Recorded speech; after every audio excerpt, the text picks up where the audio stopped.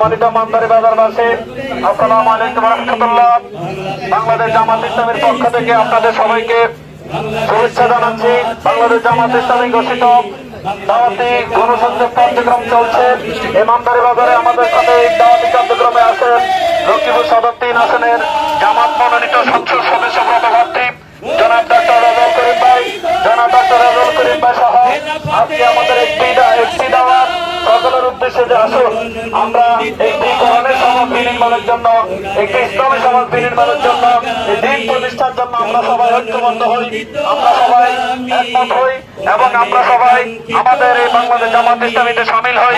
আমরা সকলকে আজকের এই মানদারি বাজারের সর্বস্তরের সকলকে আমরা দাওয়াত দিচ্ছি যে আসুন আমরা কোরআনের জন্য একত্রিত হই, আমরা ইসলামের জন্য, আমরা দিনের জন্য আমরা একত্রিত হই।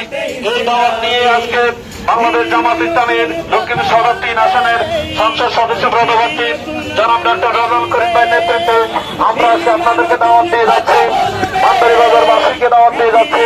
আসুন আমরা সবাই দিনের জন্য, আমরা সবাই কোরআনের জন্য, আমরা সবাই আজকে এই জামাত ইসলামীতে সামিল হই, জামাত ইসলামীর হাতকে আমরা শক্তিশালী করি।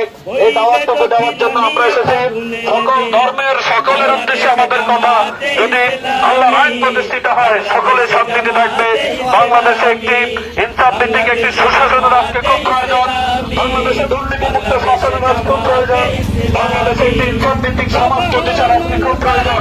এটা যদি আমি আপনি হিসেবে আমরা যদি দাবি করি, আমাদের আহ্বান করতে আসুন বাংলাদেশ জামাত ইসলামের হাতকে শক্তিশালিত করি, বাংলাদেশ জামাত ইসলামীতে সম্পৃক্ত হই।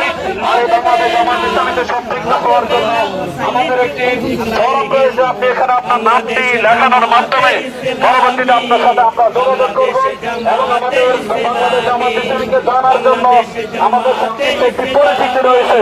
আমাদের বাইরের কাছ থেকে এটি গ্রহণ করে পড়ার অনেক অনুরোধ করবো আপনাদেরকে।